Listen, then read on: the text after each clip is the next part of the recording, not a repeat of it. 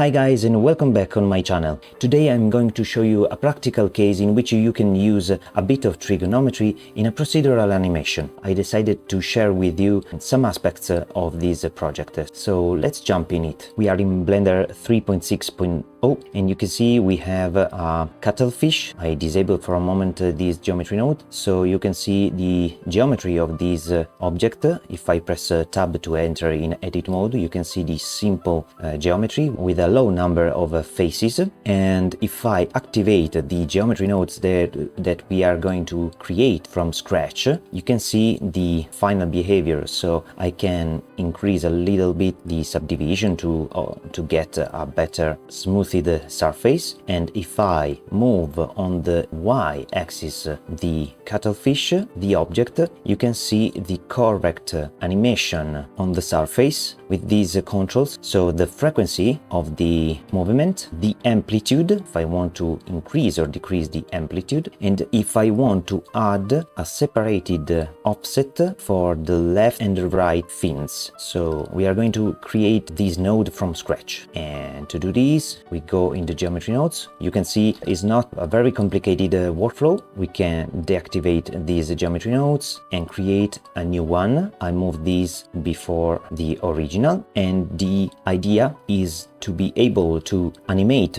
this object along this axis, and while animating the object, change the points on the fins of this object along the z-axis to create a more waveable effect. Now for the animator, so you can animate manually, but it's very hard to control this effect, and we don't want this. We want to create a procedural effect and have a bit of parameters to control it. So to do this, we need to go to the geometry nodes. We have the object selected, press new to create a new geometry nodes, and what we need is to control only a portion of the surface of this object. I disable for a moment this subdivision to see the original low poly version of the object. You can see we have these points here, these vertices and these vertices, and we want to limit the animation, the influence of the animation effect only in this part of the surface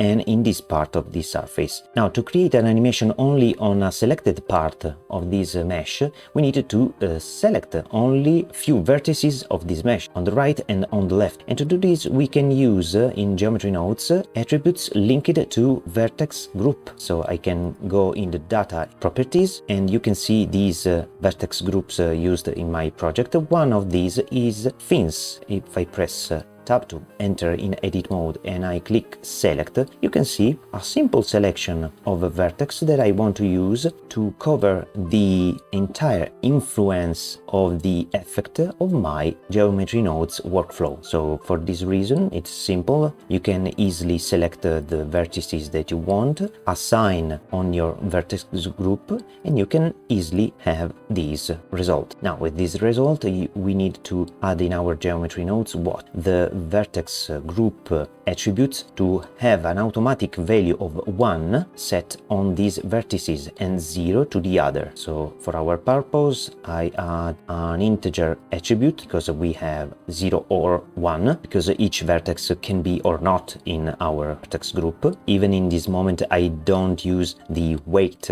tool, okay? I leave this weight to 1. I call this vertices group, and here in the modifier, I click this button here because I want to set a name of the vertex group. So my points, my fins points. Now that we have this value, we can subdivide only this portion of the mesh, and to do this we need to separate the geometry thanks to these values here. So I can separate the faces of this geometry, linking this geometry here, and ask me if each vertex has a value equal 1. So if I have a value of 1 in the vertex, pressing shift, control and click, you can see the separation of the geometry and the inverted part of the geometry. In this way I can isolate the portion of mesh that I want to subdivide. So I can select this selection, subdivide mesh one time. Next I can rejoin with the inverted part of the geometry, and you can see now if I press Shift and Z to see the wireframe, exit with the tab, you can see in only this portion of the mesh I have a subdivision. If I link the geometry to the viewport, you can see the original mesh. And this is very important because if we increase the frequency of the effect of the waves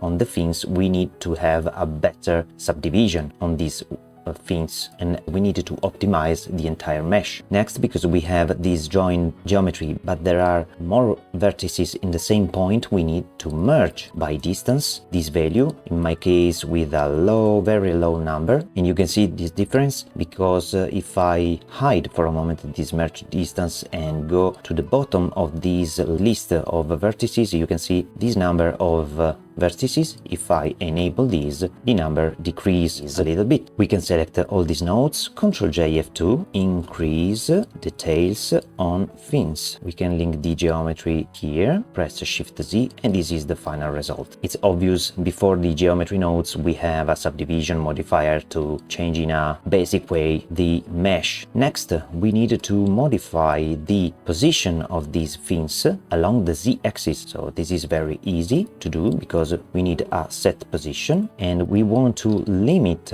the selection of the points that have a value of 1 in this vertices group. So for only the points that are in this isolated part of the mesh. So in this case I can easily link this result here, and if I move this Z component a little bit, you can see only this part of the shape changes its position. Okay, now we want to change this offset, linking these to an obvious combine XYZ, and for our purpose we are going to use the classical method of multiply, add, sine and add. So these four nodes need to have the completed control of our position. So this is the frequency, this is the offset, this is the sine, and this last multiply, is the amplitude. If I link this value to the Z, you can see this value. If I press H to the sine, I can multiply this amplitude, but you can see all the points change their position. So we need to control the changing by what?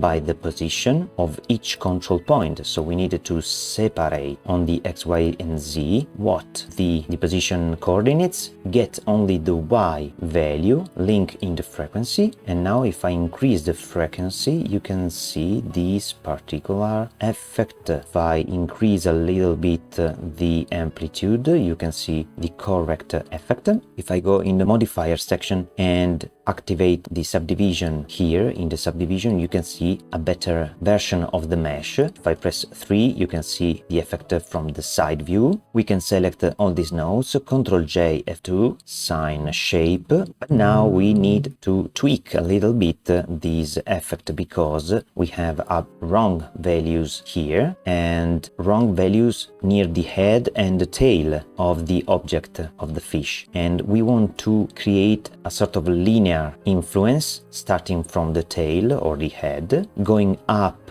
to 1 to the middle part of the fin and decrease itself to 0 another time near the head. And to do this we need to control the position of this part of the fins by the selection of this separated geometry. So in this case I can move this sine shape a little bit down, press H to this combine XYZ, and from this separated geometry that I remember you, if I press Shift, Ctrl and click, is this part of the mesh, we can control the maximum position on the Y-axis. If I press 3, this is the maximum point in the y-axis, and this is the minimum point. So I can link these in a attribute statistic node where I want to get the float value of the y component of the position of each of these points, and we want to use the y information in a map range where we want to map the minimum and the maximum values of these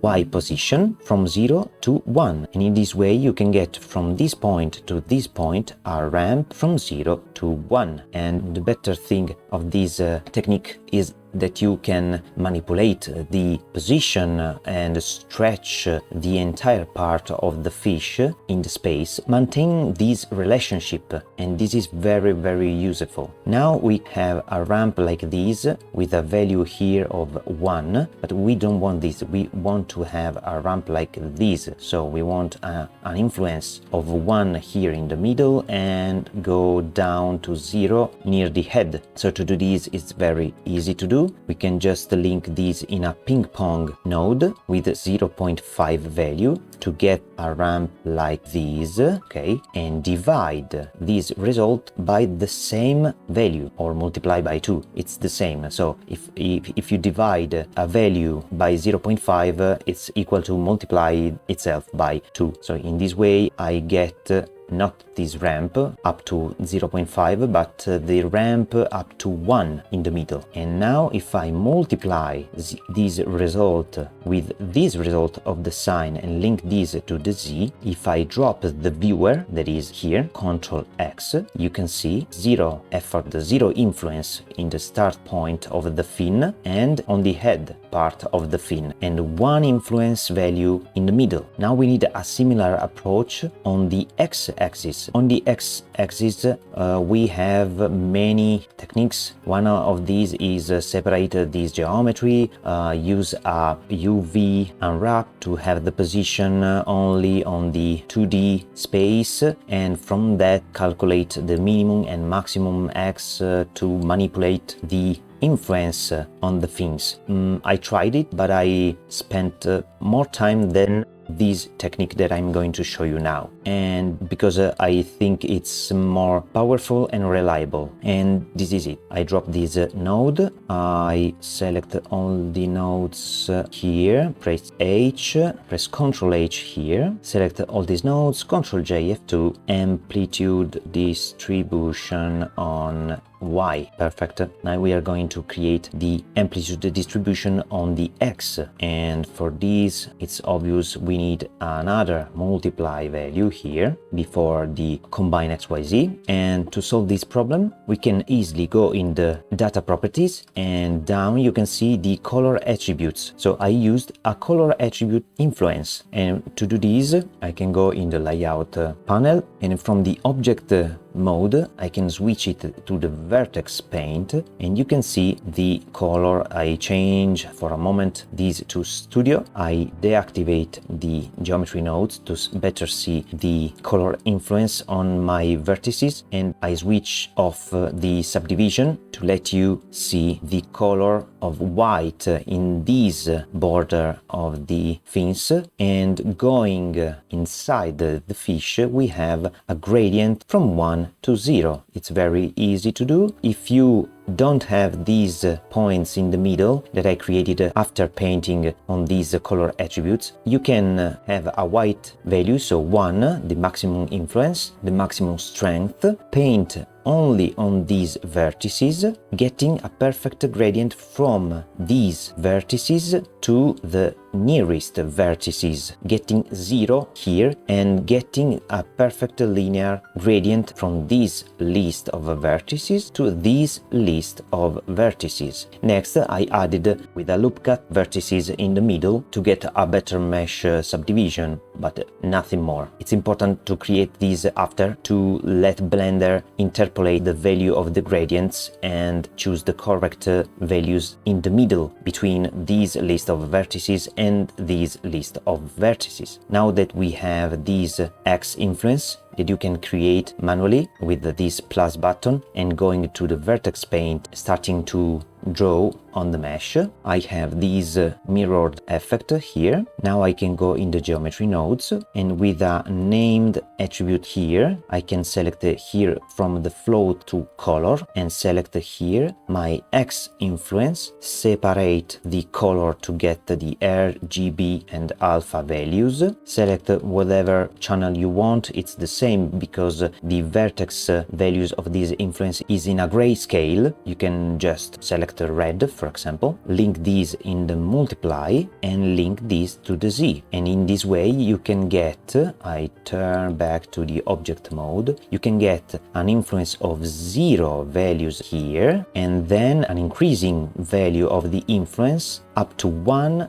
on this part and portion of the mesh. And if I activate the geometry nodes, you can see the correct influence, okay, from 0 to 1 in all this part of the mesh. If I turn on the subdivision, you can see the correct smoothed effect of the waves on our mesh. Now we can select all these 3 nodes, Ctrl J F2, amplitude, distribution on X. Now easily we can control the frequency, the offset and the amplitude outside this workflow using the attributes of the group input. So we can add here the frequency value, it's a float number. We can add the offset right and the offset on the left, and finally the amplitude. Very easy. F3, group input, and link the frequency here, the amplitude here. But there is a problem for the offset because we have a unique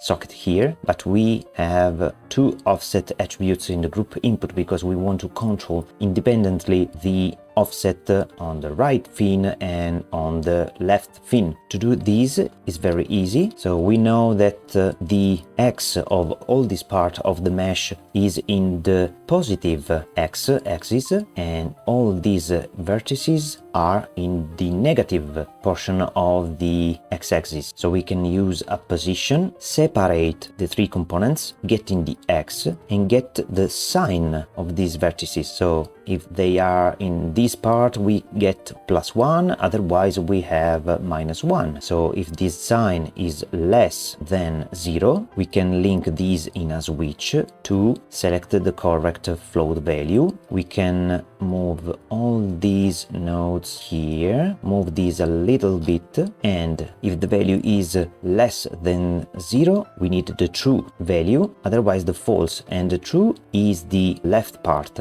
otherwise we want the right offset, and link these to the offset of our mesh. We can shrink these with H, move these a little bit, select all these nodes, Ctrl J F2, offset choice by X sine, create some node here. Now if I press Shift Z and go here, I go to the modifier and set 80 and 0.04 for the amplitude. I decrease a little bit. You can see the correct effect, but this is very symmetric. If I press 7, and if I want, I can add an independent offset on the left side and on the right side, and I can animate them. Now the last part. The good thing of this is that I don't want to animate the offset if I don't need it. So it would be better to don't touch anything, move the object in the space and let the animation start automatically. So to do this, we can just see this effect. If I press G and Y, you can see I can move these on the Y axis, but nothing changes on the fins, and I don't want that. I want to simulate the waving effect, leaving the value of the amplitude in the global coordinate system while the fish moving on the y-axis. And to do this, it's very easy to do. We need to get the position of our object, because if I add each time the value of the position of the object in the space on the position of each vertex of the mesh, I have a shifting, a constant shifting of the value of the y-axis in the space that I can link in the frequency and in the sine shape section.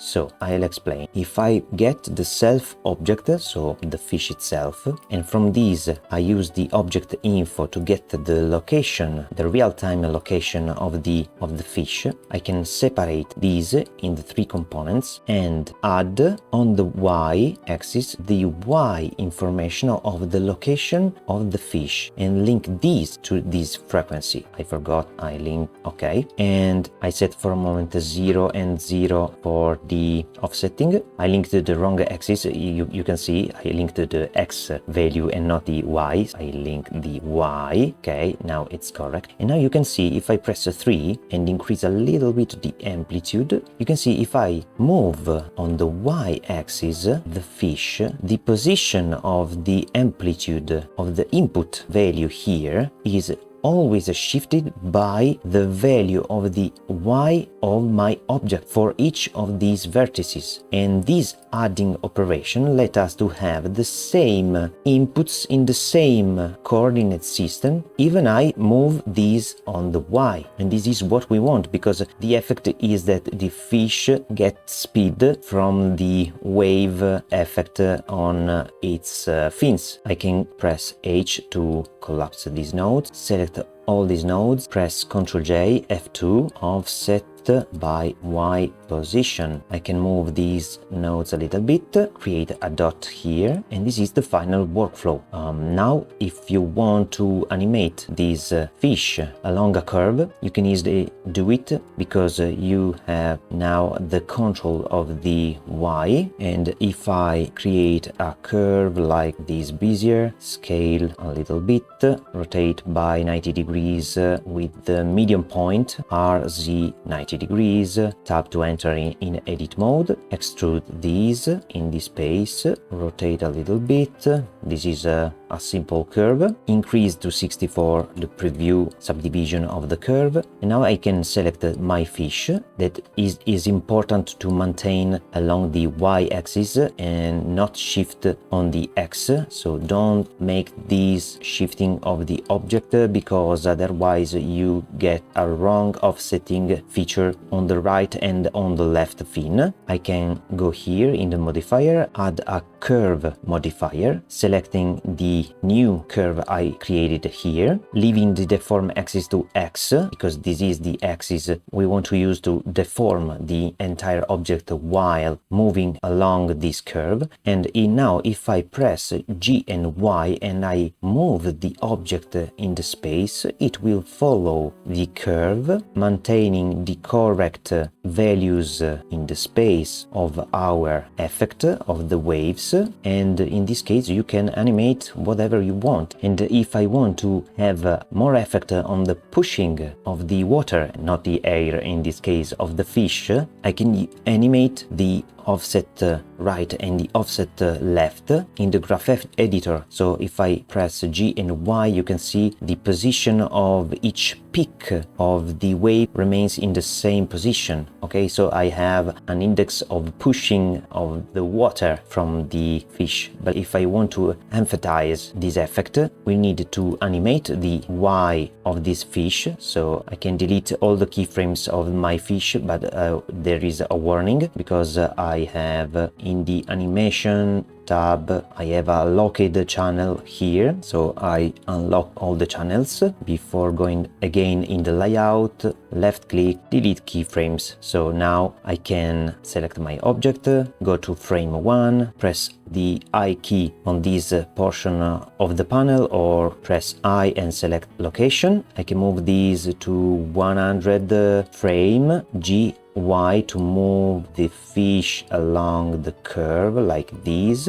and another time I and save the position, the location on my new frame, and this is the animation. Now I go back to one frame and press play, and you can see while the entire animation, the peak of my waves stay at the same position on the space. Okay, the peak is here and remains here. I set to my subdivision animation to better see the result. And I don't want this, I want to have more pushing effect, and to do this we need to control this offset right and offset left with for example frame divided by 2 and frame divided by 2 plus 10 to have a different phase between these fins to not get the same symmetric and unrealistic result of the animation. And now if I increase and move the frame, you can see the position of the peak here of this wave. For example, if I stay here with the mouse,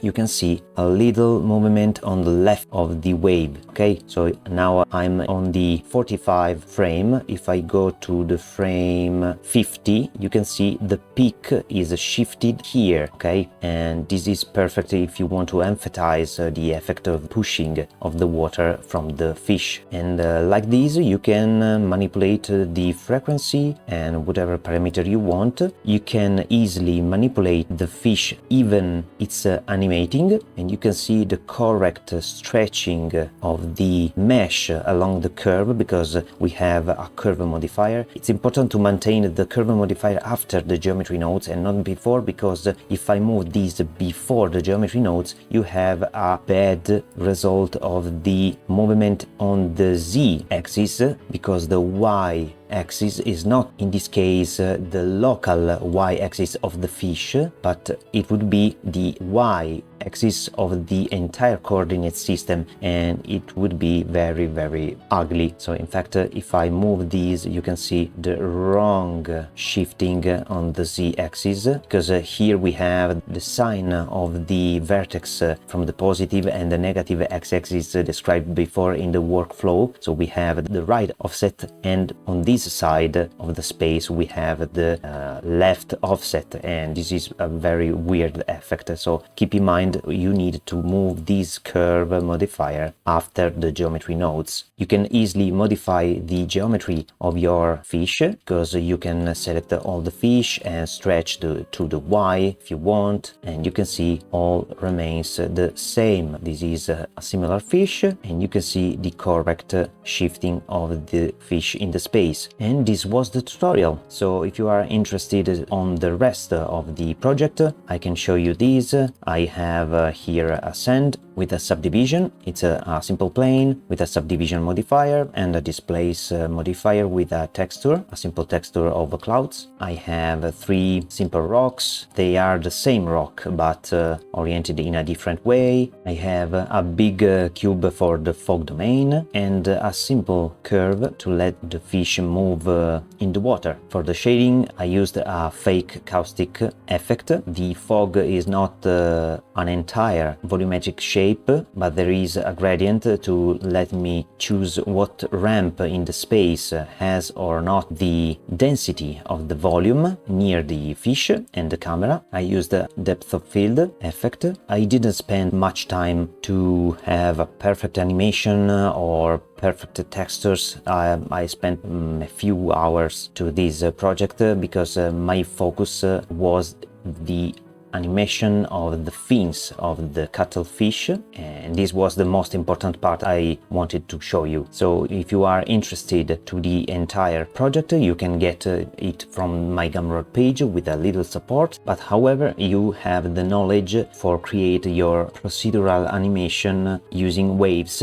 for example, like this practical case. So thank you guys for watching this video. I hope you like it as always. If you like what I'm doing, please subscribe to my channel and check the bell icon to get all the notification about the new posted videos on YouTube. Thank you always for your support, and see you to the next video. Bye!